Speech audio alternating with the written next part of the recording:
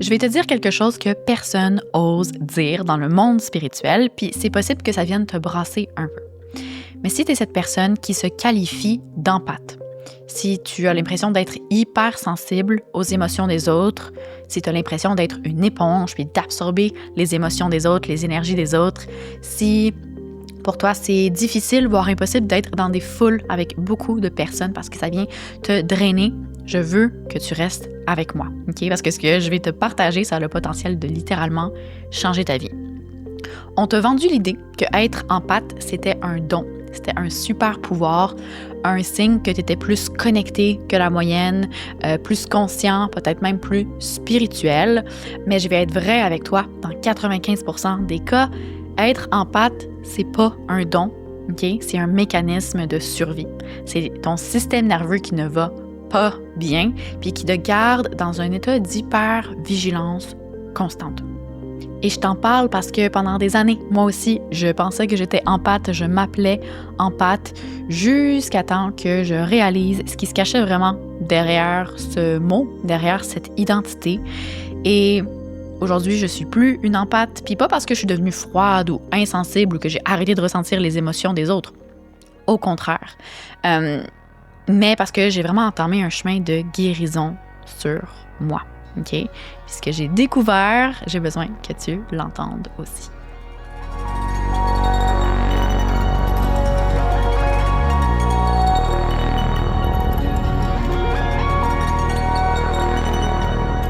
Hello belle âme et bienvenue dans cet épisode du podcast Guide Cosmique. Si on ne se connaît pas encore, salut, moi c'est Maëva, je suis channeler, voyante, travailleur énergétique, enseignante et en parallèle éternelle étudiante de l'école de la vie.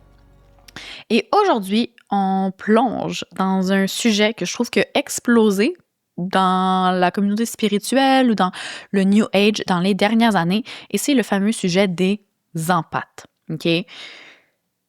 Je ne sais pas si toi aussi tu as remarqué, mais je remarque que dans l'ère dans laquelle on vit actuellement, il existe plus que jamais tout plein d'étiquettes auxquelles on peut s'associer. Okay? Pour trouver sens à ce qu'on ressent, pour expliquer l'inexplicable, pour sentir qu'on appartient à une communauté, à une catégorie de la population, pour expliquer divers symptômes qu'on a.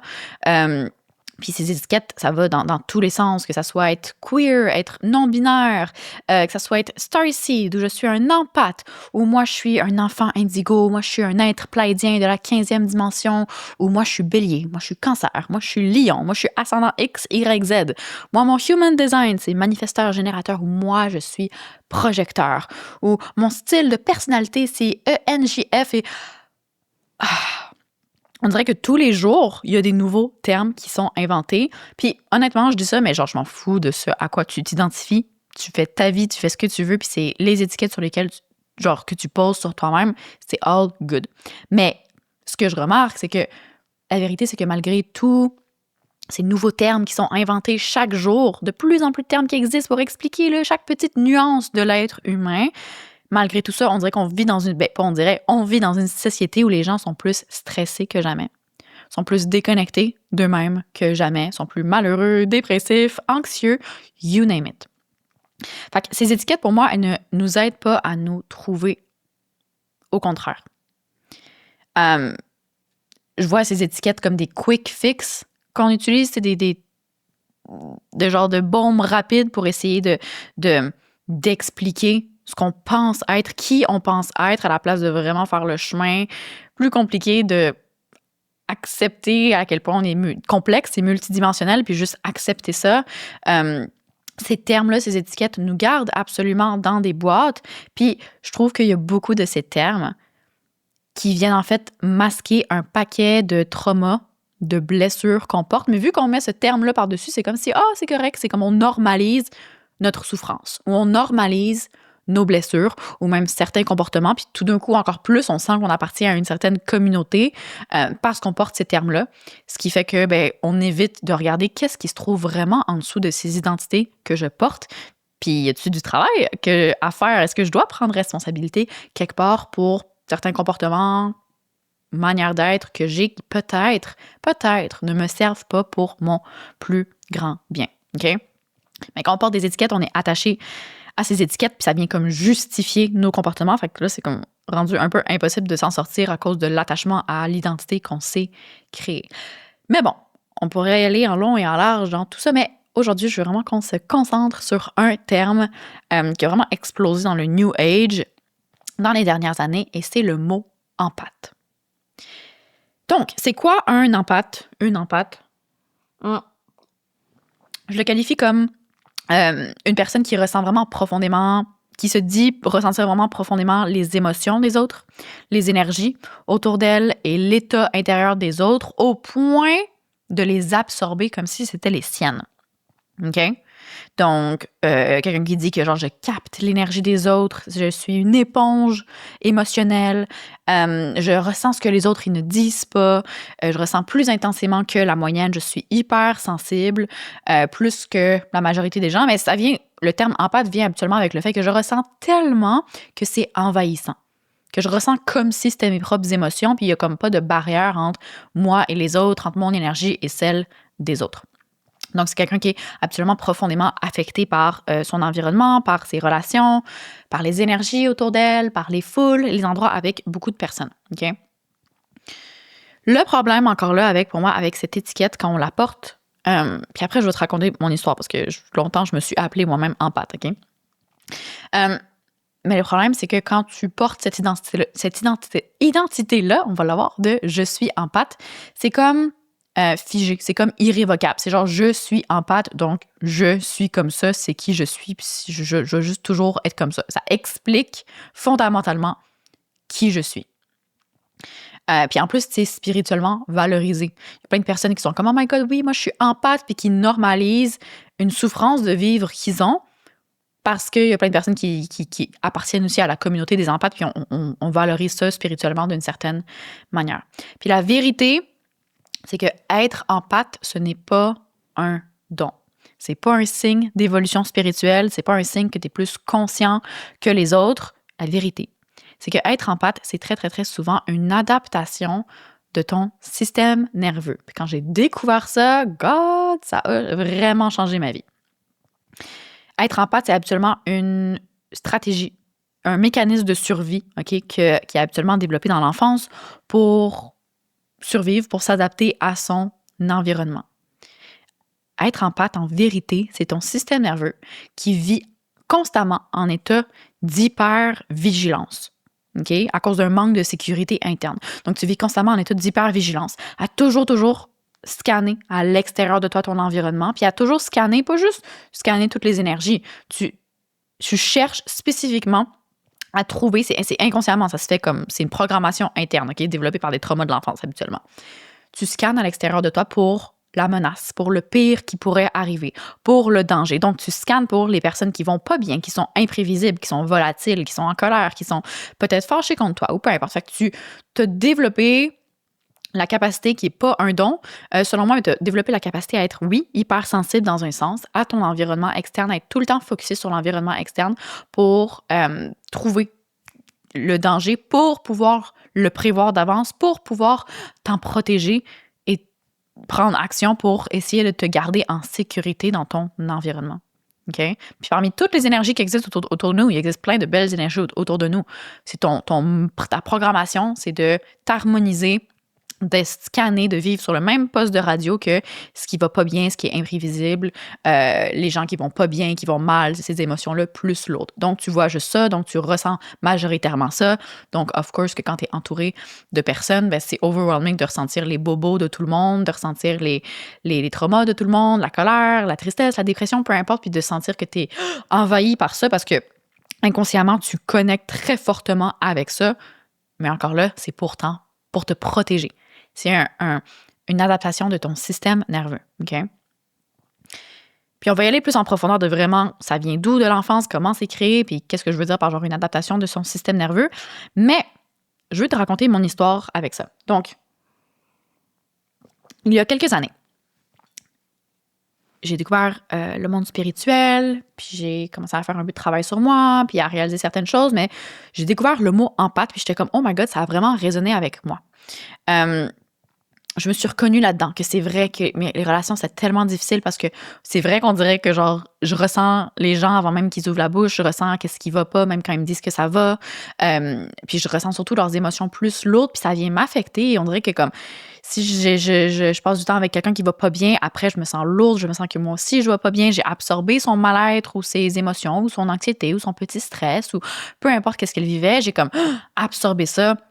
J'avais extrêmement de la difficulté à être dans des foules, à être dans des espaces avec beaucoup de personnes. Ça me faisait sentir super anxieuse. Je me sentais pas bien, genre vraiment pas bien. Je préférais tellement être toute seule. C'est vraiment là que je thrivais. C'est à être toute seule, pas à être entourée d'autres humains, à juste être moi-même. Je préférais m'isoler. Puis j'étais comme, non, je me sens bien là-dedans parce que être avec trop de personnes, ça vient me drainer. Puis c'est ça, à full ressentir les émotions des autres. Donc, trouver le mot empathe, puis genre cette définition-là, j'étais comme, oh my God, je venais de trouver une explication à ce que je vivais, à ma réalité, puis à ce que je ressentais. Puis ça venait comme normaliser toute cette souffrance-là, où j'étais comme, oh shit, je suis pas folle, je suis pas différente, il y a plein d'autres personnes qui sont comme moi, qui sont dans la même situation, qui vivent les mêmes choses, puis dans le fond, on est juste empathe. Dans le fond, je suis juste hyper sensible, puis je ressens ce que les autres ne ressentent pas, puis c'est juste comme, les autres sont plus genre désensibilisé, whatever. Puis moi, je ressens plus que la moyenne. Fait que j'ai comme accepté ça. Puis j'ai juste accepté, ben, je suis comme ça. Fait que je veux juste, sachant ça, je veux passer plus de temps toute seule. Je fais vraiment attention, tu sais, à quand est-ce que je passe du temps avec d'autres personnes pour pas que ça vienne me drainer, etc. Et le déclencheur, ça a vraiment été quand j'ai commencé à faire de la thérapie, beaucoup de travail sur moi. Puis là, j'ai commencé à faire beaucoup de travail somatique sur moi. Là, je réalisais à faire de la thérapie, puis thérapie, c'est pas genre thérapie où je parle. Là, c'est le genre de thérapie où j'arrive, je parle pendant 5 minutes de genre qu'est-ce que je vis avec ma thérapeute, puis après, elle m'amène dans un voyage à l'intérieur de moi, puis je vais visiter des parties de moi qui sont blessées, je vais les réconforter, les rassurer, je vais à la rencontre de parties de ma conscience qui étaient fragmentées, puis je les réintègre. Avec du gros travail somatique, de libération, de revenir en connexion à soi, de guérir du passé. Puis c'est là que j'ai découvert que j'ai compris à quel point je vivais dans un état d'hypervigilance constante. Donc, par mon passé, par des choses que j'ai vécues dans mon passé, l'environnement dans lequel j'ai grandi qui était super insécurisant, j'ai dû être adulte entre guillemets, à un très jeune âge, prendre soin de moi à un très jeune âge. J'ai vécu avec un parent, mon père, qui était très imprévisible, une énergie très, très volatile.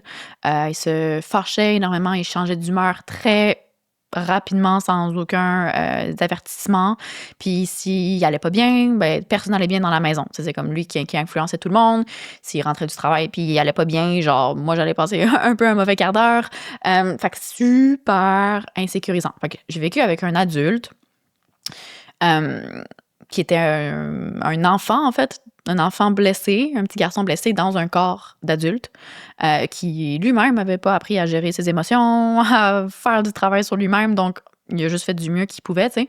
Mais bon, a créé énormément de souffrance autour de lui, puis de trauma, dont moi. Et c'est ça. Donc, à vivre avec un parent comme ça a fait qu'à un très jeune âge, ben, j'étais pas en sécurité dans mon corps, j'étais pas en sécurité chez moi. Mon environnement était super imprévisible, puis je pouvais comme me faire chicaner à n'importe quel moment, même si j'avais rien fait. Fait que mon système nerveux, c'est là que j'ai compris, a développé un genre de mode survie à tout le temps être dans un état d'hypervigilance. À littéralement être en mode survie parce qu'il y a tout le temps un ours qui peut me poursuivre puis me manger. Il n'y a pas d'ours littéralement, mais l'ours, c'est genre le parent qui vit dans ma maison. Donc, le corps a ses propres mécanismes de survie, puis c'est ça, j'ai développé un mode à être hyper vigilante. Fait qu'à tout le temps être très dissociée d'une certaine manière. Pas à être genre, full en sécurité dans mon corps incarné, mais à vraiment vivre à l'extérieur de moi, puis à tout le temps scanner pour mon environnement, dans mon environnement, pour identifier la menace avant qu'elle arrive. Pour identifier les changements d'humeur, même très, très, très subtils chez mon parent, avant qu'il explose, pour pouvoir me préparer, pour pouvoir moi-même déjà m'adapter puis adoucir ma voix ou aller dans ma chambre ou juste genre prendre mon trou pour pas être là quand ça va exploser. Fait que c'est super drainant, en fait, déjà de vivre comme ça en état d'hypervigilance. Ça draine énormément ton corps, ton système nerveux. Puis c'est ça, tu restes coincé dans un loop de survie. À rester dans le mode survie. Tu sais, des animaux dans la nature, là, qui vivent un certain trauma. La gazelle qui se fait poursuivre par un lion. La gazelle va brouter, va être bien relax. Un lion arrive et là, elle doit survivre. Elle court pour sa vie. Elle court. Si elle arrive à ne pas se faire manger, elle reste en vie. Le lion, il s'en va. D'habitude, ce que les animaux, ils font, ils shake. Ils tremblent. Elle va trembler. C'est une manière de se réguler, d'évacuer toute cette charge-là de stress de son corps, l'évacuer pour pas que ça devienne un trauma, juste pour que ça devienne comme l'énergie en mouvement qu'elle laisse circuler. Puis après, qu'est-ce qu'elle fait? Une fois qu'elle a évacué son trauma, elle se remet à brouter comme si de rien n'était, puis elle se sent en sécurité à nouveau jusqu'à temps qu'il y a un autre lion, mais elles doivent encore là courir pour sa survie. Mais ce qui se passe avec l'humain, c'est habituellement, on fait pas ça, on n'évacue pas le trauma, on le garde, on le stocke dans notre corps, puis on s'adapte, on apprend à vivre et à développer des mécanismes de défense, de survie par rapport à ça. Et moi, c'était vraiment, j'étais dans un environnement pas sécuritaire pendant longtemps. Fait que là, c'est plus, je me fais poursuivre par un lion, puis après, je suis safe. C'est genre, le baseline de manière constante, c'est je dois constamment scanner à l'extérieur de moi. Fait que ça développe vraiment une programmation là, où tu apprends à juste vivre comme ça, puis c'est ta manière de vivre. Puis à moins que tu fasses du travail sur toi, de la thérapie, puis que tu apprennes à te déprogrammer, puis à ramener la sécurité dans ton corps, à libérer ces traumas-là pour apprendre à vivre vraiment, puis à te sentir safe dans ton corps, safe dans ton environnement. À moins que tu fasses ce chemin-là, tu restes absolument pendant très longtemps ou toute ta vie, plein de personnes restent toute leur vie dans le mode survie et donc en mode hyper-vigilance, à toujours scanner à l'extérieur de nous. Donc, quand j'ai commencé à faire vraiment du gros travail sur moi, de la thérapie, faire du travail somatique. C'est vraiment là que j'ai commencé à prendre conscience de à quel point, encore là, à l'âge adulte, j'habite même plus chez mes parents. J'habite avec des colocs, je suis plus dans cet environnement-là, mais j'ai encore les mêmes réflexes à tout le temps scanner, à même me sentir pas safe chez moi dès que j'ai une coloc qui arrive à la maison, j'entends juste la clé dans la porte, puis tout de suite, on dirait que je suis comme quand j'habitais chez mes parents quand j'étais jeune, puis que j'entendais la clé dans ma porte de mon père qui arrivait, puis que mon corps se braquait déjà, puis j'étais comme, je me préparais à le conflit. Je me préparais à l'abus verbal, émotionnel, whatever. Fait que je réalisais à quel point j'étais encore en mode survie. Puis, j'étais vraiment, comme je te dis, ça c'est un état qui reste constant. Fait que ce qui faisait que j'avais de la misère, obviously, avec les relations puis avec les autres personnes parce que je restais dans cet état-là. Fait que, tu sais, même si c'était par rapport à mon parent, ce que j'ai développé, quand tu développes un mécanisme de survie comme ça, c'est pas juste envers une personne, c'est envers tout le monde. Fait que j'ai appris à constamment, peu importe mon environnement, peu importe je suis entourée de qui, j'ai appris que je suis pas en sécurité dans mon environnement, que les gens sont imprévisibles, les gens peuvent se retourner contre moi à n'importe quel moment. C'est ça, mon environnement n'est pas sécuritaire puis je suis pas en sécurité dans mon corps. Fait que c'est comme la programmation qui s'intègre à l'intérieur de toi, ce qui fait que peu importe t'es entouré de qui, tout le temps en hyper vigilance. Je faisais tout le temps le saut à n'importe quoi, des petits sons, des petits trucs, même si c'était rien. Puis dans des relations, c'est ça, j'étais très genre, oh my god, je ressentais tellement les émotions des autres. Puis dès qu'elle allait pas bien, je le ressentais. Puis moi, ça me mettait pas bien. Puis on dirait qu'il fallait que genre, je les aide, que je les sauve parce que s'ils vont pas bien puis ils restent pas bien, what if ça se retrouve contre moi, peu importe. Fait qu'il fallait que genre je ressentais le besoin de genre sauver un peu les autres ou de juste vraiment m'isoler pour m'en éloigner puis pas ressentir leur mal-être parce que j'absorbais tout ça, OK? En résumé, fait que quand j'ai commencé à comprendre ça, puis j'ai commencé à vraiment apprendre à réparer mon système nerveux, à changer ça à la source, à la racine pour ne plus vivre en mode hyper-vigilance, mais apprendre à vraiment me sentir en sécurité dans mon corps. Ça a pris des mois, ça a pris des années, OK? Mais c'est un beau cheminement, puis je suis vraiment fière de où j'en suis rendue aujourd'hui, mais genre, je ne deal plus avec ça aujourd'hui, en fait, mais de réparer mon système nerveux pour redevenir cette gazelle qui shake et qui libère ça à la place de continuer à vivre toute sa vie avec ce stress-là à l'intérieur d'elle. Okay? J'ai appris à ancrer la sécurité à l'intérieur de moi, à me rappeler, à guérir mon enfant intérieur qui a vécu tout ça, puis à lui rappeler que, hey, on est à l'âge adulte maintenant, on est safe, on est en sécurité. Moi, je suis là pour toi, moi, je t'aime, ça va bien aller, c'est sécuritaire, les relations, on va s'entourer de belles personnes maintenant qui vont nous respecter. Fait que de vraiment me sécuriser, travailler avec mon enfant intérieur. J'ai appris à me conditionner pour arrêter de scanner à l'extérieur, puis arrêter de vivre dissocié, puis d'apprendre à vraiment là, être super incarné dans mon corps, dans le moment présent, à pas vivre dans l'anxiété du futur ou dans scanner mon environnement, puis à toujours me voir à la troisième personne selon comment est-ce que les autres vont me percevoir ou peu importe, puis à juste vraiment être incarné dans mon corps. J'ai appris à mettre mes limites aussi. J'ai appris à dire non. J'ai appris à aller vers des personnes qui sont bonnes pour moi, qui me respectent, quand ça me tente pas de faire quelque chose, à vraiment juste m'affirmer à dire non, alors qu'avant, j'étais pas capable de faire ça parce que si je disais non quand j'étais jeune, il y avait pas de place pour ma voix, il y avait pas de place pour mon avis, pour mes limites. C'était tu fais ce que je te dis que tu vas faire. Mon parent, c'était lui l'autorité, puis je peux pas dire le contraire de lui, puis il faut juste que je fasse ce qu'ils disent, même si ça me tente pas, même si je me sens pas bien, etc. Fait que j'ai appris à comment communiquer mes limites, comment affirmer mes besoins, puis me sentir safe, pas juste comme dire mes limites en shakant comme une feuille, comme un petit chihuahua, mais à dire mes limites en étant super safe, puis en faisant confiance que c'est correct, si t'acceptes pas ma limite ou peu importe, c'est correct, je vais tracer une ligne, je vais mettre d'autres limites, mais moi je reste en sécurité, puis je m'affirme, puis c'est plus rendu un stress, OK?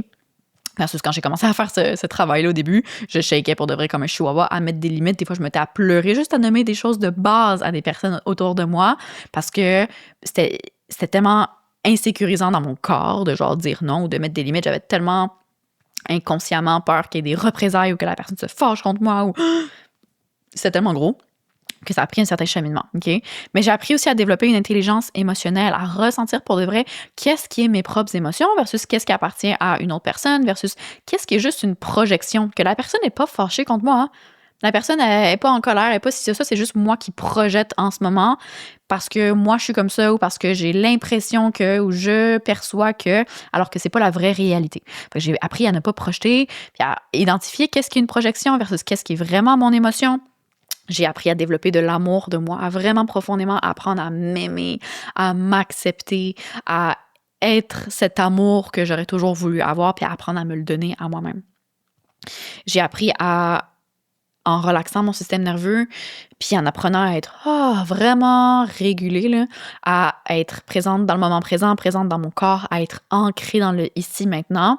Puis j'ai aussi appris, obviously, avec le chemin de l'éveil de mes capacités psychiques puis apprendre à développer mes dons. J'ai appris à l'hygiène énergétique. J'ai appris à full bien ancrer mon énergie, à la nettoyer, à la garder vraiment solide, vraiment puissante, peu importe mon environnement, peu importe qui est là autour de moi, puis à pas à ce que mon énergie soit affectée par mon environnement. OK? Fait qu'aujourd'hui, je m'identifie plus du tout comme une empathe. Pas parce que je suis comme fuck le terme, je veux pas mettre cette étiquette-là sur moi. Genre, toutes les caractéristiques d'empathe que j'ai nommées, pas capable d'être dans une foule, ressentir les émotions des autres comme si ça t'appartenait, absorber tout. Genre, je ne vis plus ça. Ce ne sont plus mes symptômes du tout. C'est plus une réalité qui est la mienne. Je suis plus une éponge. J'adore être dans des foules avec foule de personnes, dans des environnements bondés. Je me sens genre super bien autant que si j'étais toute seule chez moi. Je me sens super solide, super ancrée, puis pas influençable par genre mon environnement.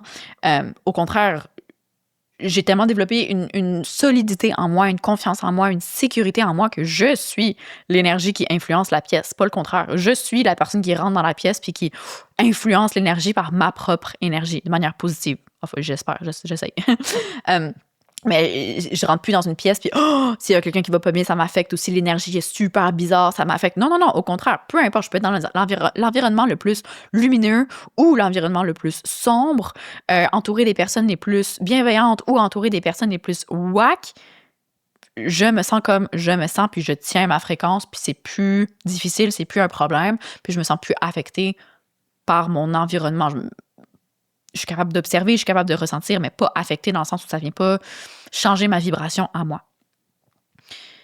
Mes relations c'est tellement rendu fluide, c'est tellement rendu harmonieux. Genre, j'aime ça être entourée de personnes peu importe c'est qui, peu importe si on a des opinions différentes de moi ou si on s'entend pas, genre, c'est vraiment correct. Je vis plus d'anxiété sociale. Genre, tout ça, c'est vraiment parti avec tout le travail sur moi que j'ai nommé, que j'ai fait. Fait que la vérité, c'est, comme je te dis, c'est pas que je suis devenue insensible, froide ou déconnectée tout d'un coup des émotions de tout le monde. Au contraire. Mes dons se sont amplifiés de manière exponentielle dans les dernières années. Je suis plus sensible à l'énergie que, genre, jamais. Mais j'ai juste guéri les parties de moi qui étaient en mode survie. La petite Maëva à l'intérieur de moi qui était blessée. Les parties de moi qui étaient dissociées, qui étaient dans la peur, qui étaient encore coincées dans le passé puis dans les traumas que j'ai vécus. Puis j'ai appris à guérir ça. J'ai appris à maîtriser mon monde intérieur, qui je suis. J'ai appris à maîtriser mes pensées, mes émotions, puis à me sentir vraiment en sécurité dans mon corps, dans qui je suis, dans mon environnement, no matter what. J'ai appris à développer une grande puissance personnelle. Fait que la vérité, là, c'est ça. Puis c'est qu'il y a 2 types que j'ai identifiés d'empathes, de personnes empathes. 95% des empathes, c'est la statistique que j'ai pondue de lors de mes fesses, là, genre j'ai pas trouvé ça en ligne, mais de ce que j'ai observé, 95% des empathes sont des empathes à cause du trauma qu'ils ont vécu, comme l'exemple que j'ai nommé. Puis il y a des nuances. Ça peut être, tu peux penser, toi, être empathe, puis avoir un passé quand même différent du mien, puis avoir vécu quelque chose à des niveaux différents de moi. Il y a absolument des nuances. Mais c'est une adaptation à un environnement imprévisible. Donc, c'est soit dans l'enfance, ou ça peut être plus tard à l'âge adulte, mais tu as été dans un environnement avec des personnes qui étaient très volatiles, très imprévisibles, peut-être même justement qui n'avaient pas d'intelligence émotionnelle puis qui pouvaient comme exploser à tout moment, ou juste volatiles et imprévisibles comme j'ai nommé. Et donc, vivre avec ces personnes-là ou être dans cet environnement-là, t'as fait développer un mode d'hypervigilance, un mode survie. Donc, t'as comme appris à tout le temps scanner l'énergie à l'extérieur de toi pour pouvoir prévenir avant que le danger arrive. OK? Fait que ça peut être ton père, ça peut être ta mère, ça peut être une autre personne autour de toi, ça peut être t'as eu une enfance vraiment chill, mais t'as eu une certaine relation amoureuse à l'âge adulte peut-être, puis t'as vécu avec quelqu'un de genre narcissique ou de peu importe les labels qu'on veut mettre, mais quelqu'un de super imprévisible, puis que t'as comme, oh my God, développé un mode survie, puis qu'après maintenant, à l'âge d'aujourd'hui, tu t'identifies à toute cette réalité-là d'empathie, puis les relations, c'est vraiment plus dur. OK? Donc, les conséquences de ça, c'est que tu apprends à vivre en état d'hypervigilance. Tu restes coincé dans ce mode survie.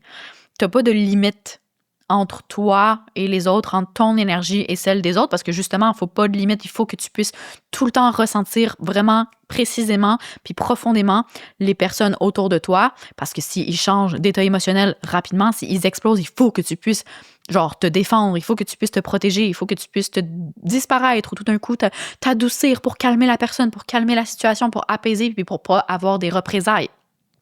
Fait que physiquement, t'es pas capable de dire non, puis t'as pas vraiment de limites, puis t'as oublié c'était quoi tes limites, puis tes besoins, puis tes désirs énergétiquement par ce mode survie que t'as engagé, que t'as créé inconsciemment.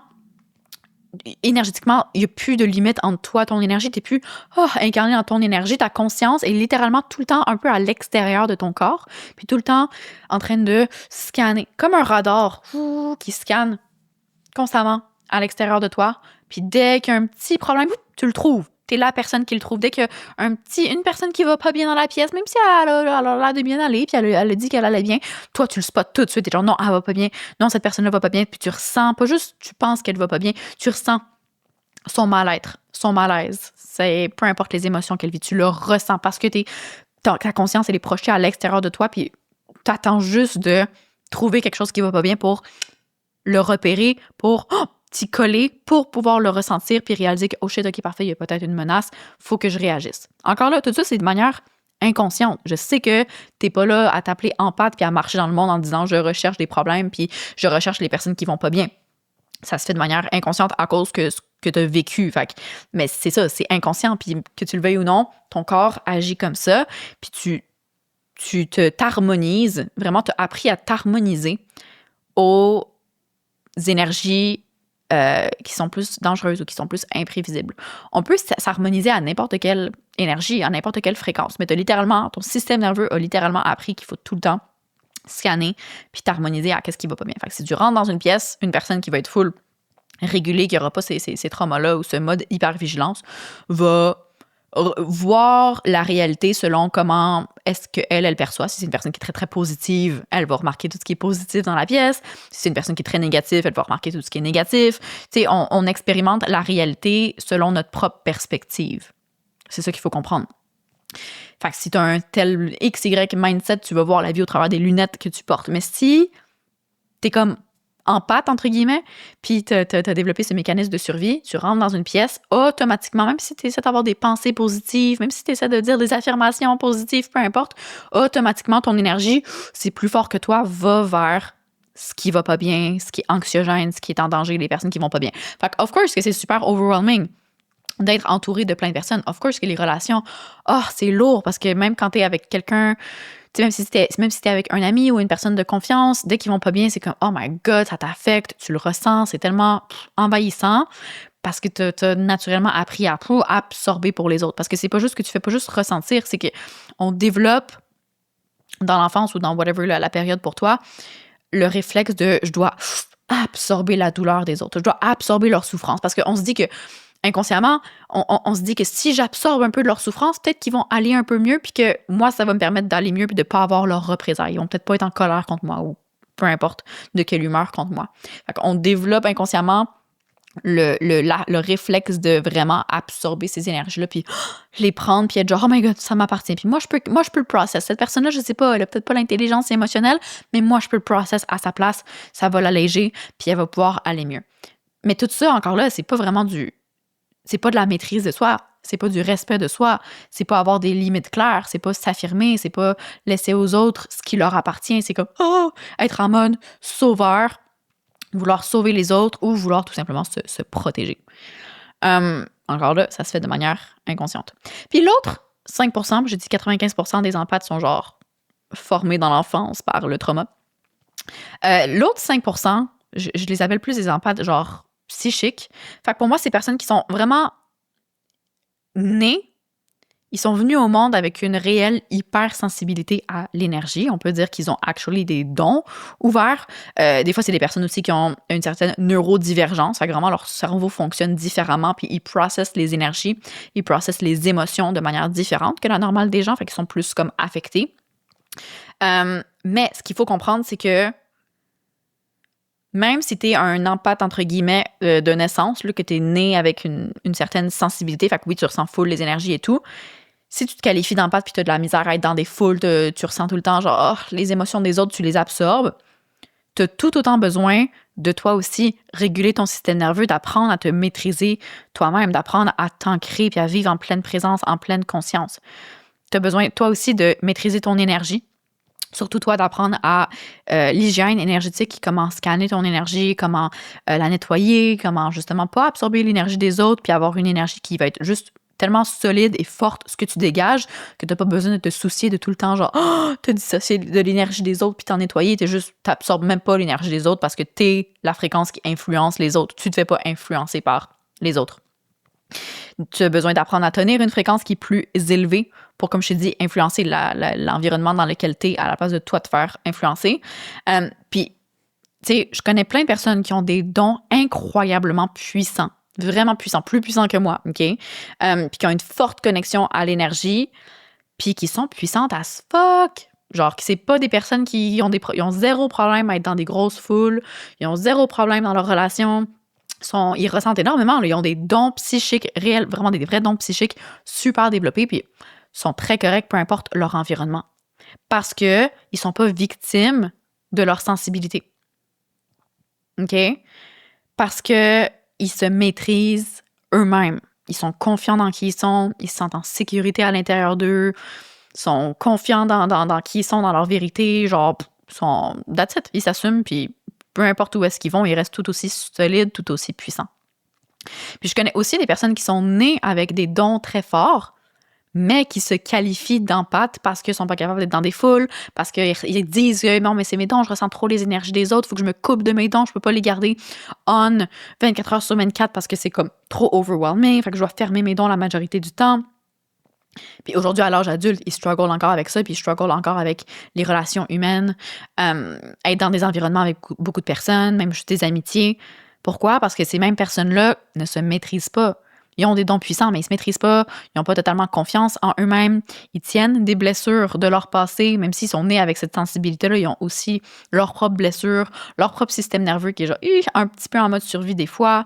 Fait que peu importe là, que tu sois un empathe que genre c'est à cause de gros traumas dans l'enfance ou c'est à cause que tu es juste né avec une certaine sensibilité, healing is the way. Guérir, faire du travail de guérison, d'apprendre à guérir ton système nerveux, d'apprendre à te déprogrammer de manière dont tu as appris à vivre, puis à te reprogrammer de comment est-ce que toi, tu veux vraiment vivre ta réalité au-delà de voici qui je suis, donc j'ai telle étiquette, je suis un empathe, je suis un starseed, je suis X, Y, Z. OK, mais au-delà de tout ça, qui est-ce que tu as envie d'être?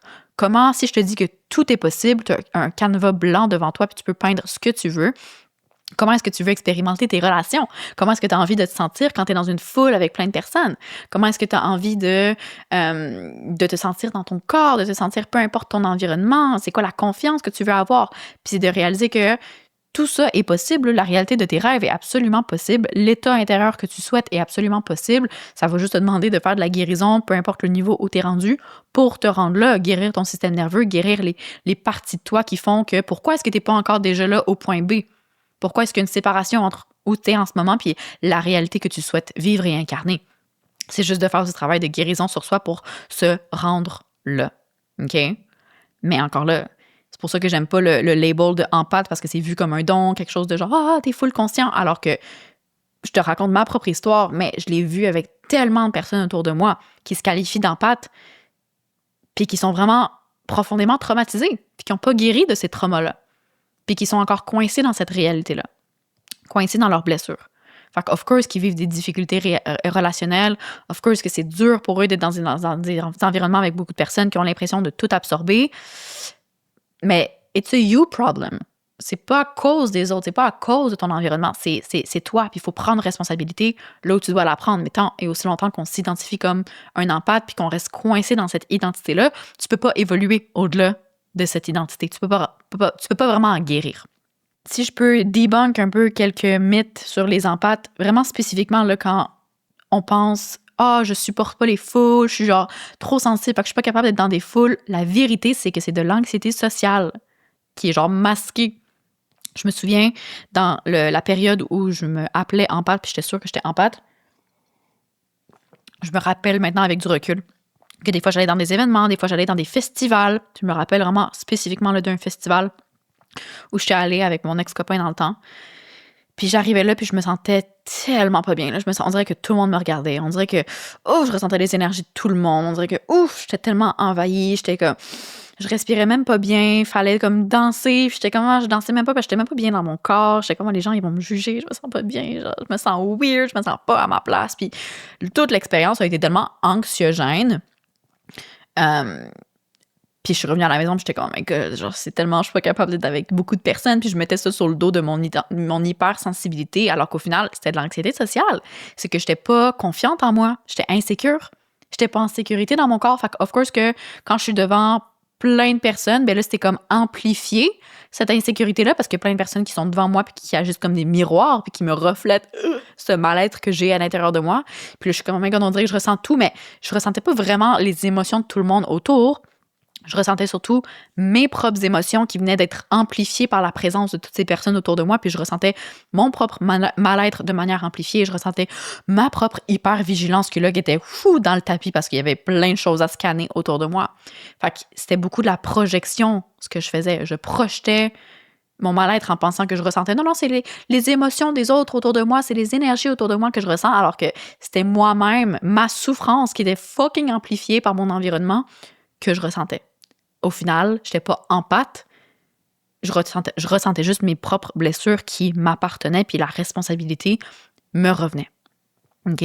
Ça a vraiment été une grosse leçon. Puis aujourd'hui, avec du recul, je suis genre, wow, j'ai tellement fait de chemin parce que, genre, j'aime full ça, être dans des foules, puis je rentre dans une pièce, puis je suis genre, yo, je suis confiante dans qui je suis.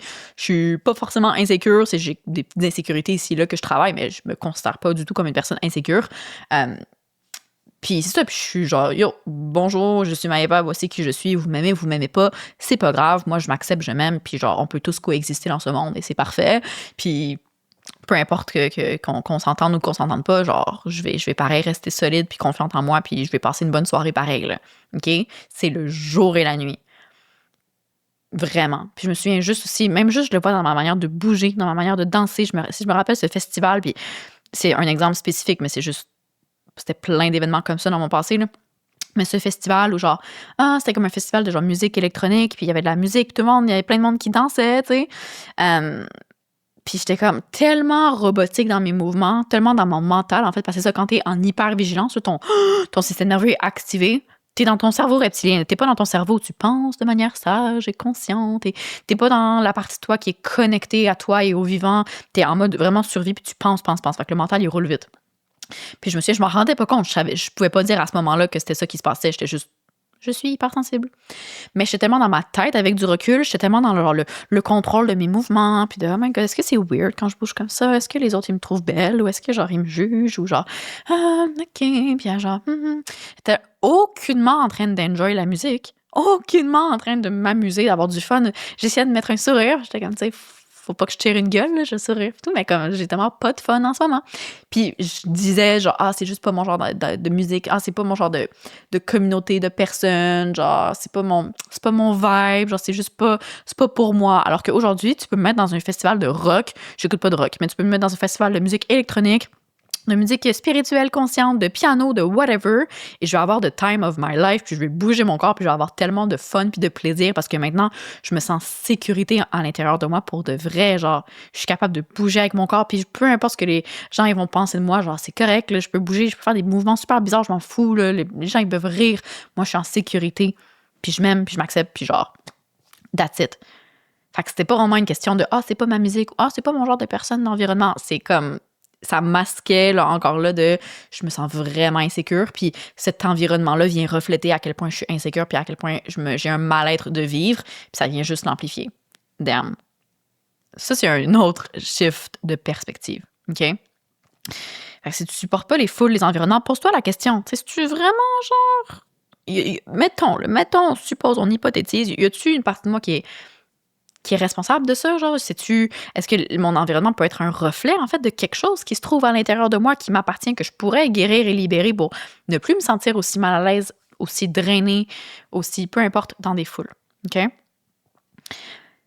Puis encore là, quand quelqu'un dit « j'absorbe les émotions des autres », bien souvent, il y a de la projection, comme ce que j'ai nommé. Bien souvent, ça t'appartient, puis tu dis comme « non, je suis sûre, c'est les autres, parce que c'est tellement plus facile de dire « c'est les autres, c'est les émotions des autres » versus pointer le doigt vers soi à la place, puis d'être comme « shit, what if c'est mes propres émotions que j'aime pas voir, que je veux pas voir, que je veux pas faire face, mais what if c'est mes propres émotions que je ressens en ce moment, puis c'est pas vraiment les autres. What if je projette. » OK? Puis des fois, ça se peut que tu ressentes vraiment les émotions des autres parce que tu n'as aucune limite à cause, puis je dis pas une limite de genre, mets-toi dans une bulle de protection, protège ton énergie, puis voilà, t'as une limite, puis ça va régler tous tes problèmes. C'est l'énergie que tu incarnes qui fait que, naturellement, t'as des limites ou non. OK? Si t'as des blessures qui... t'as envie inconsciemment de sauver les gens, t'as envie de prendre leur douleur à leur place, ou t'es pas capable de dire non, fait que, si quelqu'un te projette sa colère ou sa tristesse ou sa joie, peu importe, vers toi, tu te laisses envahir parce que t'as pas de limite à genre this is who I am, ça c'est ma place, ça c'est ta place, genre respectons nos espaces. Énergétiquement, tu incarnes pas ça. Fait que tes limites énergétiques vont refléter ça, puis vont être floues, puis tout est énergie, tu vas peut-être littéralement absorber les énergies des autres. Mais encore là, c'est toi qui magnétises ça par tes blessures. Quand tu comprends c'est quoi ces blessures-là, quand tu prends responsabilité, puis quand tu les guéris, ça peut ne plus être ta réalité, OK? Comme mon exemple à moi. Le mythe de « je ressens trop parce que je suis trop spirituelle », it ain't fucking true. Faut pas confondre trauma avec intuition. Je connais plein de personnes qui sont hyper spirituellement connectées pour de vrai, là, qui ont des dons psychiques vraiment puissants, puis ils sont pas envahis, ils ne ressentent pas trop, malgré qu'ils ont une spiritualité très éveillée, on va dire, très développée. Ça peut ne pas être overwhelming. Quand t'es vraiment incarné dans ta puissance, là, t'es puissant no matter what, puis t'es incarné dans toi, puis tu l'incarnes, ton énergie, t'es solide. Fait que tu ne ressens pas trop, tu ne pars pas comme une feuille au vent quand tu ressens des émotions, quand tu ressens certaines énergies. Quand tu es vraiment puissant, tu peux ressentir du grand stress, une grande pression, des grandes émotions, puis tu es là. Tu es solide, puis tu vas passer au travers de n'importe quelle situation stressante, n'importe quel problème, tu vas trouver une solution, puis tu vas juste avancer, puis tu as une plus grande capacité justement à tenir des grosses émotions, à tenir des grosses énergies, puis à les process sans que ça vienne te déstabiliser. Parce que tu as appris à être un arbre qui est vraiment fort, à avoir des racines qui sont vraiment solides, vraiment profondes. C'est pas un petit coup de vent, c'est pas une petite tempête qui va te déraciner. Ça, pour moi, c'est la vraie maîtrise de soi. C'est pas dire, je suis tellement spirituelle que je suis trop sensible, donc je pars au vent, donc je me laisse envahir par les émotions des autres. Pour moi, c'est le signe que tu es un petit arbre avec des toutes petites racines, puis que comme, tu es vraiment insécure en toi. Mais quand tu fais du travail sur toi puis du travail de guérison, tu apprends à être tellement solide, tellement enraciné et à être imperturbable. OK? Fait que le mythe aussi de genre, c'est ma nature, je suis juste comme ça, je suis empathe. Encore le nom, comme je pense que je l'ai bien nommé, c'est pas ta nature, c'est pas qui tu es, c'est une adaptation due à ton environnement, due à quelque chose que tu as vécu. Fait que si tu as appris, tu t'es adapté pour devenir empathe, ben le chemin inverse, il se fait aussi. Tu peux absolument faire le chemin inverse pour libérer ça, puis apprendre à ne plus être empathe, puis à revenir à un état de oneness, de connexion à toi, de sécurité et de confiance en toi, puis à t'enraciner dans qui tu es, dans le moment présent, dans ta vérité à toi, puis à t'assumer no matter what.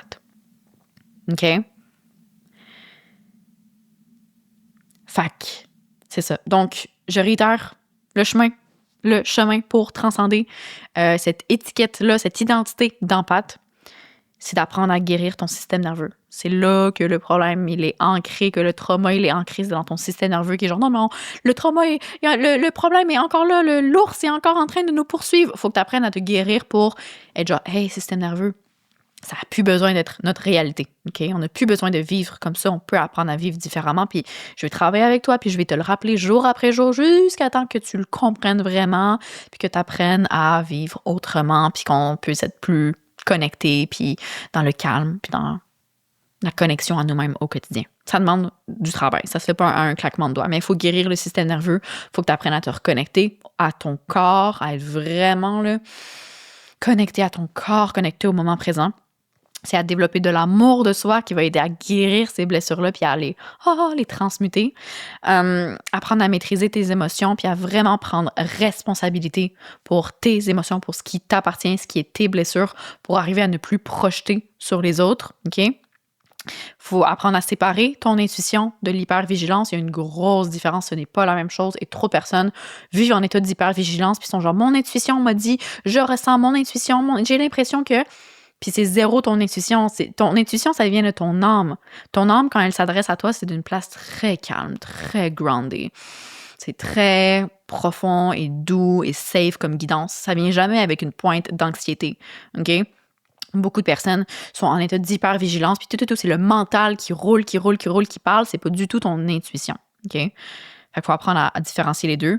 Puis un gros plus, je te dirais, l'hygiène énergétique. D'apprendre à prendre soin de ton énergie, à vivre depuis une vibration plus haute, à cleaner ton énergie, à pouvoir vraiment être solide dans ta vibration à toi. Puis si tu veux de l'aide pour ça, j'ai enregistré une méditation guidée gratuite pour t'aider à augmenter ton taux vibratoire. Clique le lien dans la description, tu vas pouvoir l'avoir gratuitement puis direct dans tes courriels. Il est vraiment hot. C'est une méditation, je l'ai chargée en énergie, fait que c'est comme un petit soin énergétique à chaque écoute. Puis c'est une méditation que dès que tu l'écoutes, instantanément, ça va booster ton taux vibratoire. Puis plus tu l'écoutes, fait que je recommande full si tu veux la faire tous les jours, de l'incorporer dans ta routine, mais plus tu vas la faire, plus tu vas apprendre à vibrer de plus en plus haut de manière comme constante, OK? Fait que ça peut être vraiment cool si tu sens que t'es empathe ou même n'importe qui, là, genre je la recommande à mes élèves puis à n'importe qui veut apprendre à vibrer plus haut puis à pouvoir, oh my God, voir les choses d'une perspective tellement plus sage, plus élevée, d'être beaucoup plus connecté à eux-mêmes. Fait que cette méditation-là pourrait beaucoup t'aider. Puis le chemin pour transcender l'étiquette d'empathe, c'est passer de victime à créateur de sa réalité. À la place de se sentir comme une victime de genre, oh my God, je suis attaquée par les énergies des autres, je suis envahie par les énergies des autres, le monde extérieur m'affecte. C'est de passer à, OK, what if je me rappelle que j'avais juste oublié, en fait, que j'ai toujours été le créateur de ma réalité. What if je peux créer la réalité que je veux? Comment est-ce que je veux me sentir à l'intérieur de moi? Comment est-ce que je veux me sentir dans les environnements dans lesquels je suis? Comment est-ce que je veux que mes relations soient réellement? Puis d'apprendre à créer ça parce que tu peux, t'es actually en mode création de ta réalité quand tu choisis. T'as pas besoin de subir ton environnement, subir les émotions des autres. You get to create. OK? Puis, dernière petite mention, je dirais, il y a beaucoup de gens qui se disent empathes, mais que c'est faux. Puis ça, c'est juste, je pense, ça fait partie de genre l'émergence des communautés spirituelles puis des termes spirituels que il y a plein de personnes qui sont bonnes, fondamentalement, tout le monde est fondamentalement bon, là. Je crois pas qu'il y a personne qui naît qui est fondamentalement mauvais, là. Genre, les gens qui font du mal autour d'eux sont juste fucking blessés puis ont mal à l'intérieur d'eux, là. C'est ça que je crois.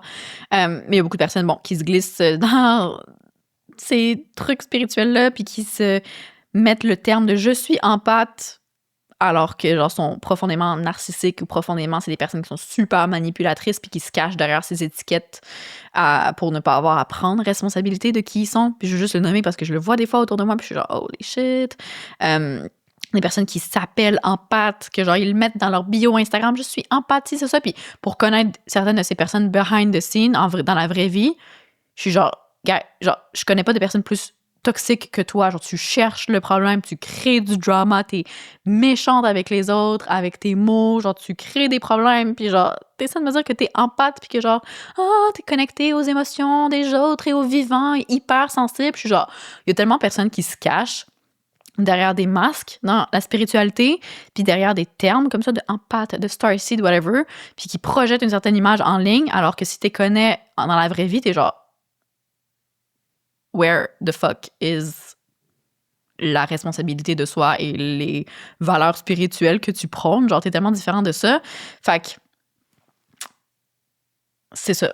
Faire attention aussi des fois aux gens qui se qualifient de certaines choses puis qui utilisent ça pour gaslight les choses ou pour manipuler ou pour même éviter des conversations difficiles. C'est des fois de certaines personnes qui sont comme très sensibles, très blessées, ils ont peu de tolérance à la critique ou à quelconque conflit. Fait que dès qu'il y a quelque chose de difficile, ils sont comme « Oh my God, je peux pas, là, je ressens trop, je suis empathe. » Puis ils prennent ça comme une porte facile pour sortir de discussions difficiles, sortir de situations difficiles, à la place de comme accepter que des fois, les relations humaines, ça peut être complexe, puis c'est pas toujours facile puis agréable. Ça demande des fois d'avoir, des discussions difficiles. Certaines personnes qui justifient leur comportement toxique ou leurs blessures par des termes qu'ils portent. Fait que c'est ça. Faisons notre travail sur nous, la gang. Prenons responsabilité pour nos réactions, nos actions, comment on se sent. Puis, c'est ça. Je veux juste te rappeler que, puis j'espère te l'avoir montré un peu par mon histoire, parce que je t'ai pas c'est vraiment mon histoire, puis c'est le jour et la nuit, genre, où est-ce que je suis aujourd'hui versus la réalité que je vivais il y a quelques années, puis tout est venu par le chemin de guérison que j'ai fait sur moi, puis comment j'ai changé ma réalité intérieure, mon environnement extérieur, les gens autour de moi n'ont pas changé leur comportement, c'est moi qui ai changé ma manière d'être, puis j'ai appris à être beaucoup plus sécure, à me faire beaucoup plus confiance, fait que je veux juste te rappeler que de l'autre côté de l'identité d'empathe, il y a une version de toi qui est solide, qui est calme, qui est confiante, vraiment confiante dans elle-même, qui s'affirme facilement. Il y a cette version-là de toi qui est comme ce grand arbre qui est profondément enraciné, tellement solide, tellement droit, puis qui s'affirme juste naturellement. Puis que peu importe les vents, les bourrasques, les tempêtes, t'es cet arbre-là qui reste juste solide puis ancré, puis t'es capable de garder cette harmonie à l'intérieur de toi. Peu importe ton environnement, peu importe les personnes qui sont là ou qui sont pas là, puis la météo, le beau temps, le mauvais temps, les humeurs des personnes autour de toi. Mais ça commence par arrêter de se définir par cette étiquette-là d'empathe, réaliser que tu peux changer ça, tu peux absolument changer cette réalité, puis commencer par te définir par qui tu veux vraiment être. Qui est-ce que tu veux être? Qui est-ce que tu veux devenir? Commence à te définir, à t'associer à ça. C'est accepter de regarder sa propre souffrance, ses propres patterns, puis de prendre responsabilité pour comment tu te sens là-dedans, pour le rôle que tu joues là-dedans, pour comment est-ce que tu perpétues encore ça, puis comment tu es la seule personne qui peut te sauver. Tu es la seule personne qui peut dire « OK, non, ça s'arrête maintenant, ça s'arrête avec moi. Je choisis de faire le travail inconfortable, mais nécessaire pour changer ça. Il y a juste moi qui peux me sauver de cette réalité-là dans laquelle je suis. » C'est de faire le travail pour reprendre son pouvoir. Mais c'est absolument possible. Donc voilà, j'espère que tu as aimé cet épisode. J'espère avoir pu t'amener une perspective différente sur le mot empathe, le terme empathe. Laisse-moi full savoir dans les commentaires. Je lis tous les commentaires. Qu'est-ce que tu en as pensé? Si tu as montré quelque chose de nouveau, si c'était une perspective que tu avais déjà, si tu t'appelais peut-être empathe, puis c'est quelque chose que comme, ça vient de t'ouvrir les yeux sur cette réalité-là. Encore là, pas de jugement. Tu fais ta vie, tu fais ce que tu veux. Je te partage ma perspective, je te partage mon propre chemin que j'ai fait à propos d'être un empathe. Si tu veux continuer de t'appeler empathe malgré tout ça, puis que toi, ça t'empower, ça ajoute du positif à ta vie, you do you, boo. Puis c'est vraiment correct. Mais ouais, je suis vraiment curieuse de lire vos commentaires. Fait que, lien dans la description si tu veux accéder à la méditation guidée gratuite pour augmenter ton taux vibratoire. Abonne-toi pour ne pas manquer les prochains épisodes. Puis viens me suivre sur Instagram, Guide Cosmique, pour plus de contenu. Puis on se dit à très bientôt dans un prochain épisode du podcast Guide Cosmique. Bye!